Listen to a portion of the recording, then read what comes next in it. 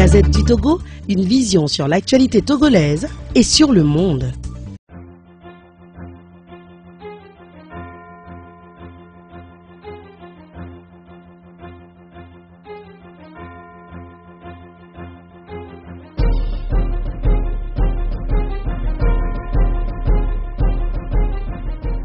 Bien, merci Monsieur Eboué, merci Sissi.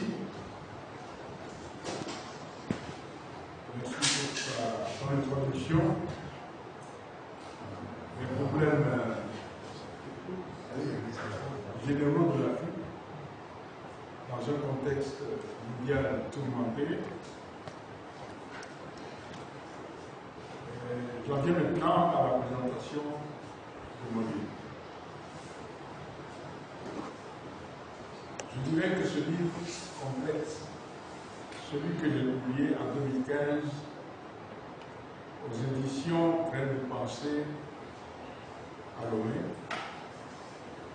sous le titre Pour une Afrique plus forte face aux enjeux internationaux. Tous deux traitent de l'Afrique dans les relations internationales en soulignant l'impérieuse nécessité pour les classes dirigeantes africaines d'un changement de mentalité et de comportement, tant dans la gouvernance de leur pays que dans leur rapport avec la communauté internationale dominée par les puissances mondiales.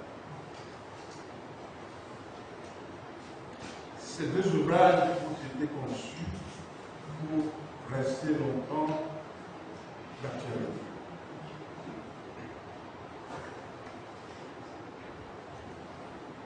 Ils constituent la réalisation d'un souhait vieux de plusieurs décennies. Celui d'écrire, pour moi, pour présenter les choses comme je les vois, libéré du devoir de réserve du fonctionnaire national puis international, contrairement au rapport, notes, discours et autres documents que j'ai rédigés dans le cadre de mon activité professionnelle. Le présent ouvrage insiste tout particulièrement sur la situation peu enviable de l'Afrique dans le cancer de la Chine. Une situation qui dure depuis les indépendances, du fait du comportement hégémonique et néocolonialiste des États puissants, maître absolu de la communauté internationale. En outre, ils mettent en évidence les nombreux freins que nous, élite africaine, vous et moi, et les autres aussi, avons créé pour renforcer dans l'évolution de notre continent vers son développement et son rayonnement sur la scène internationale. J'ai essayé de relater, d'analyser et de commenter en toute objectivité des faits avérés pour lesquels j'ai confronté plusieurs sources ou que j'ai suivi de près et de loin. J'ai dit ma façon de voir les choses, et fait des recommandations qui traduisent les convictions profondes. Cela dit, je voudrais, si vous me permettez, en venir au livre en tant que tel. En commençant comme il se doit par l'introduction.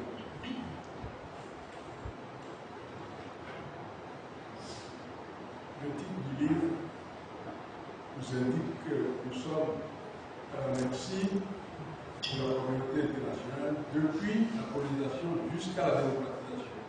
Depuis la colonisation, donc jusqu'à maintenant et au-delà, puisque la démocratisation est loin d'être terminée en Afrique. Cela m'amène donc à parler un peu de la colonisation, sans insister parce que nous l'avons est passé, pour la peine de se plancher derrière la colonisation, de tout expliquer.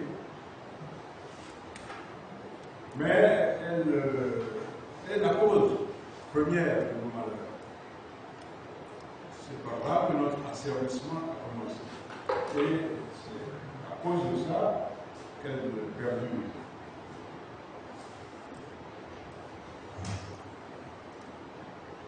La communauté internationale, me direz-vous, comprend également l'Afrique. Vous aurez raison. Nous sommes un État membre de la communauté internationale. Mais pourquoi, bien souvent, on parle de la communauté internationale qui agit en Afrique, qui agit vers l'Afrique, qui agit sur l'Afrique? Tout simplement parce que l'Afrique en est à être repoussée jusqu'aux confins de la communauté internationale. Elle est devenue, j'allais dire presque une guerrière, tout le monde a fait n'importe comment, et bon, on l'a même plus comme membre de la communauté internationale. La communauté nationale, c'est les grands pays, les pays émergents, les pays qui ont les moyens de dominer l'Afrique. C'est ce qui explique que nous nous retrouvons dans une situation dont nous devons sortir. Et c'est justement l'objectif de celui sortir de cette situation de sous-État au sein de la communauté internationale. Donc, l'introduction parle de la population et essaie de définir quelque peu la communauté internationale, la place de l'Afrique dans la communauté. Le chapitre premier de la première partie parle de la colonisation comme instrument majeur de l'asservissement de l'Afrique. J'en ai déjà parlé. Et cette colonisation a duré jusqu'à la Deuxième Guerre mondiale. Et il a fallu cette Deuxième Guerre mondiale pour permettre quelque peu au mouvement de libération des pays coloniaux de se renforcer et d'arriver à arracher leur indépendance dans les années 60, fin des années 50, début des années 60. Mais, bon, après cette indépendance, est-ce que l'Afrique est vraiment libre?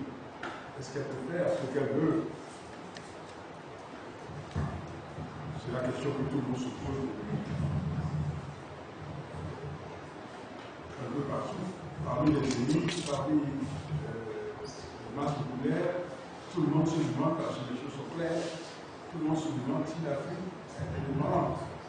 Nous avons vu plusieurs cas où les pays étrangers sont intervenus chez nous pour renverser un chef d'État, rétablir un autre, en deux temps trois mouvements. Alors on se demande si nous avons la liberté de faire face à nos problèmes, de les résoudre nous-mêmes ou pas, ou si ce sont les autres qui continuent à nous diriger. Eh bien, je crois que ce sont les autres qui continuent à nous diriger.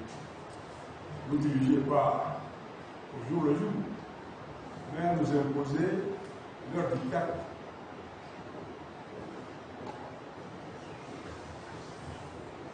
Donc, la première partie insiste sur ça, et la deuxième partie traite de l'Afrique indépendante, mais toujours sous l'emprise de la communauté internationale. Et c'est là la partie la plus importante, une des parties les plus importantes, parce que j'ai pris certains exemples que Sissi a déjà évoqué, par exemple le cas de la croisade contre Muammar Kadhafi. Un cas particulier parce que Il s'agissait tout simplement d'une agression, une coalition de pays développés contre un pays en développement. L'OTAN s'arrangea avec le Conseil de sécurité des Nations Unies à monter une expédition et aller carrément descendre en flamme le chef d'État d'un pays étranger. C'est tout à fait contraire au droit international. Mais bon, ce n'est pas la première fois que ce droit international est foulé au pays. Dans ce cas-là, il y a le cas du Rwanda. Le génocide du Rwanda, nous le voyons généralement comme un génocide qui a eu des massacres, ça c'est évident, 800 000 morts, 800 000 Tutsis tués par les Hutus en Kawa. Mais au-delà, il y avait une rivalité feutrée mais féroce entre la France et les États-Unis. Parce que les grands États, même quand ils sont amis, ont été des rivalités parfois. Ils ne parlent pas n'importe comment, mais ils sont réels. La France, à ce moment-là, cherchait à conquérir du terrain en Afrique centrale. Ce n'était pas pour rien qu'elle était très proche de Mobutu. Mobutu et son pays de Zaïre au Congo. Et le Rwanda, le Habyarimana, qui lui était fait prendre la ministre de la France, il ne demandait pas mieux. Il s'est permis d'avoir un œil sur cette partie de l'Afrique. Or, c'est une partie qui, par tradition, de l'Est, par tradition, est gérée, on dirait, par les Anglo-Saxons, la Grande-Bretagne et les États-Unis. Bon, depuis quelque temps, la Grande-Bretagne s'est retirée sur l'Africaine, et là où elle s'est retirée, les États-Unis se sont désalés. Donc la France a retrouvé là-bas les États-Unis qui, eux, cherchaient à remplacer Habyarimana par une nouvelle génération de leaders, dont Paul Kagame. Auquel Paul Kagame était formé par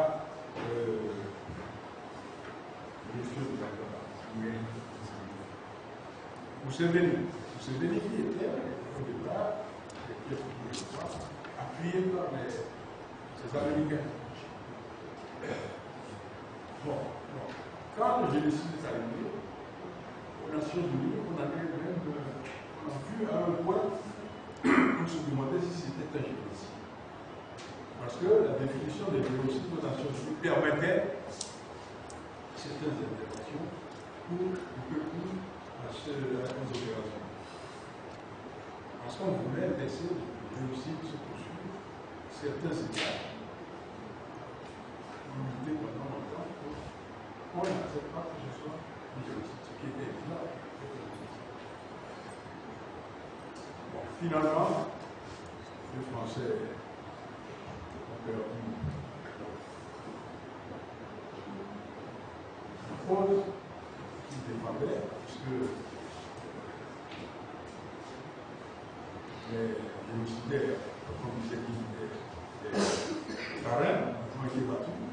Kagame a conquis le Rwanda, qui est devenu anglophone. C'est comme Rwanda, il est devenu anglophone. Mais les Français ont quand même donné une troupe pour toujours être dans la danse. Laquelle troupe aussi n'a pas donné satisfaction. Aujourd'hui encore, cette question se pose de savoir si la France n'était pas trop impliquée dans le système rwandais, si le génocide n'aurait pas pu être évité, tant si France n'avait pas soutenu le régime de animal. Mais il n'y avait pas que la France, à mon avis. Il y avait les autres aussi. Il y avait un régime en France avec une grande République qui quotidiennement appelait carrément la population à suicider les Hutus. Personne ne disait. Il y avait des ambassades. Tous les pays étaient présents. L'ONU était présente. Personne n'a rien dit. Voilà la responsabilité de la communauté. Personne n'a rien dit. Et quand le génocide a eu lieu, on a vu se plaindre mollement, etc. Voilà le cas où je dis l'Afrique. La merci de ces pays-là, nous avons ce qu'ils veulent. Ça doit cesser. On en est à un point, cela doit cesser. Le troisième cas, pour en finir, le troisième cas est la Cour pénale internationale. Bon, dans notre gouvernement, on s'est dit, cette Cour va permettre qu'on puisse juger. On disait chef d'État coupable de crimes contre l'humanité, etc.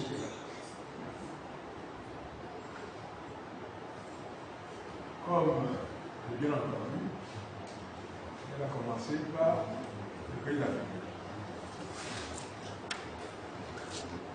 Il y a tous les chefs d'État des pays africains qui sont capables de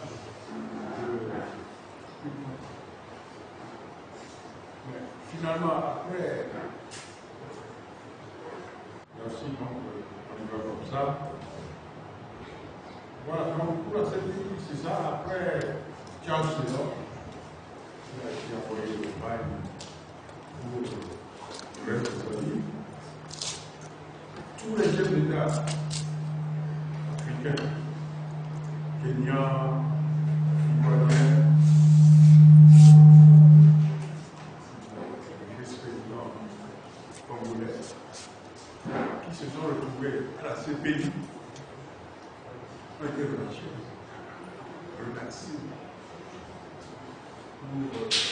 pour de preuves.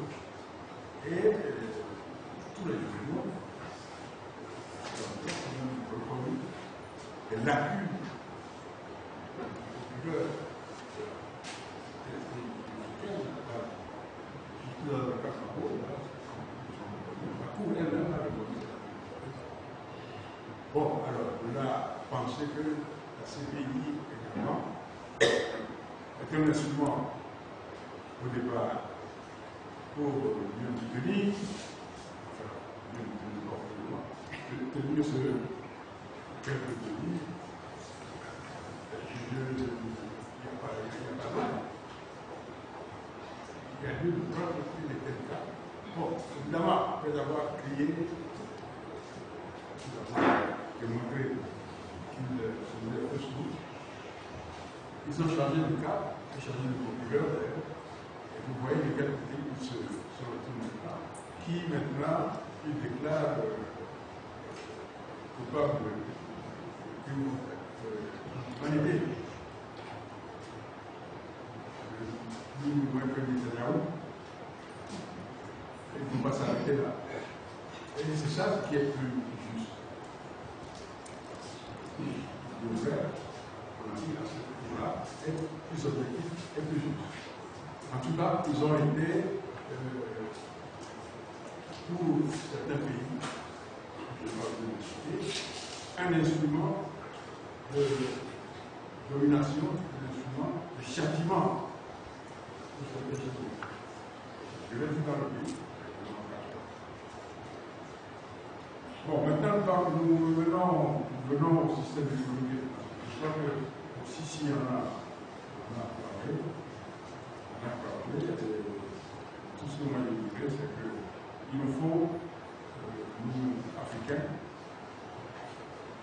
mettre de l'ordre chez nous. Revoir notre démocratie. Il n'y a pas de delà. Si nous voulons nous faire respecter, si nous nous voulons avancer, nous voulons avoir un système de en place qui nous convient, il nous faut alors d'abord mieux gérer nos pays, à tout point de vue. Ensuite, défendre nos intérêts à l'extérieur. Et nos intérêts d'abord. Lorsque nous, les dominos, nous en sommes à accorder, à concilier une partialité volontaire aux États développés, nous continuerons à être dans la paix. Et il faut que nous tous. Ça a commencé, le vent qui s'ouvre maintenant permettra de les choses d'évoluer. Je ne sais pas comment ça va évoluer, mais il est certain que les jeunes, peut-être même les moins jeunes, nous sommes plus disposés à tout accepter. Nous sommes plus disposés à tout accepter. Et nous sommes vers nos partenaires. Les partenaires de pays émergents, dits émergents, c'est déjà émergents du tout.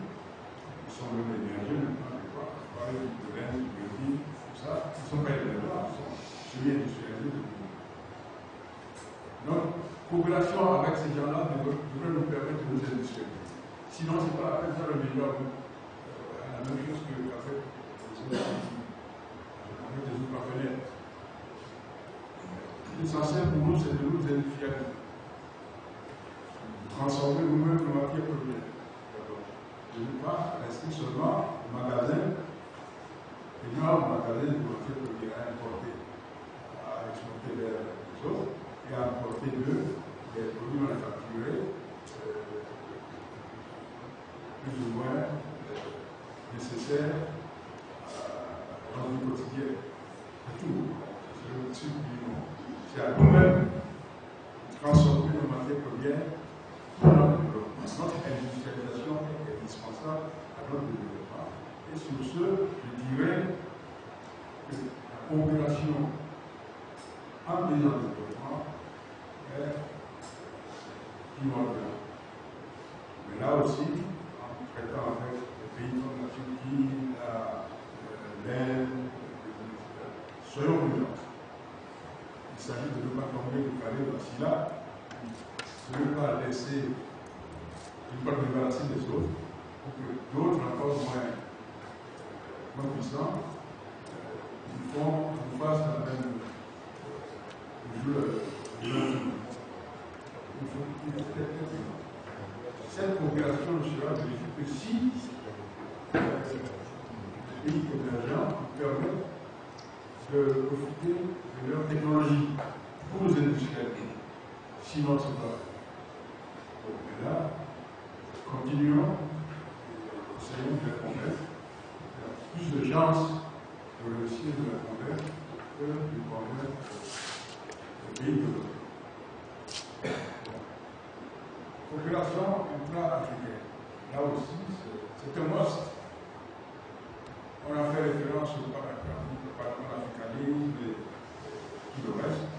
Je suis d'accord largement la monnaie.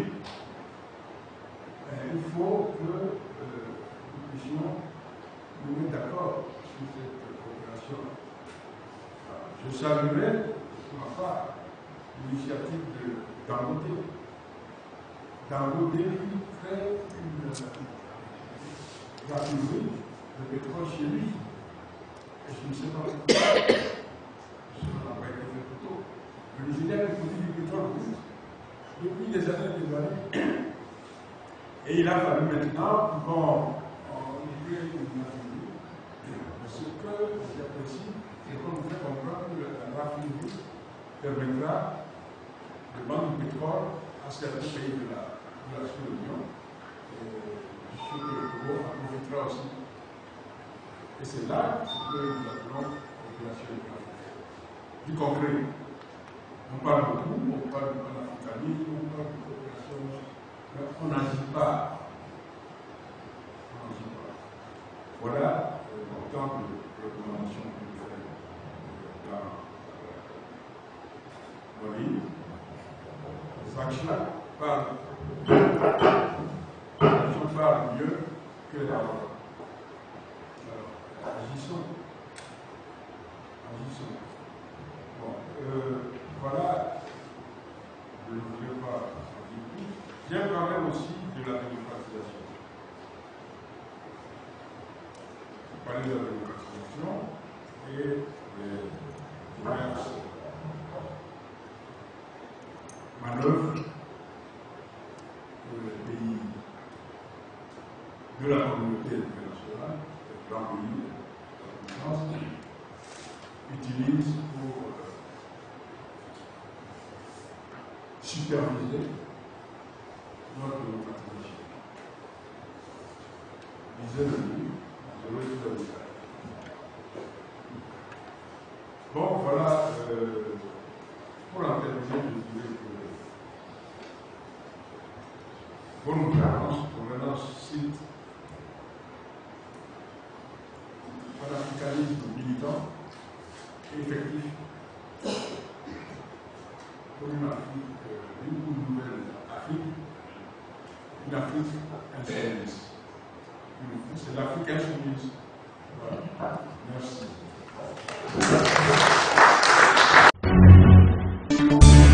La Gazette du Togo, une vision sur l'actualité togolaise et sur le monde. Rejoignez-nous sur le www.lagazettedutogo.com ou sur nos comptes Facebook, Twitter et YouTube. Pour tout contact, écrivez à contact@lagazettedutogo.com ou appelez le 92 80 88 53. La Gazette du Togo, c'est l'information en continu.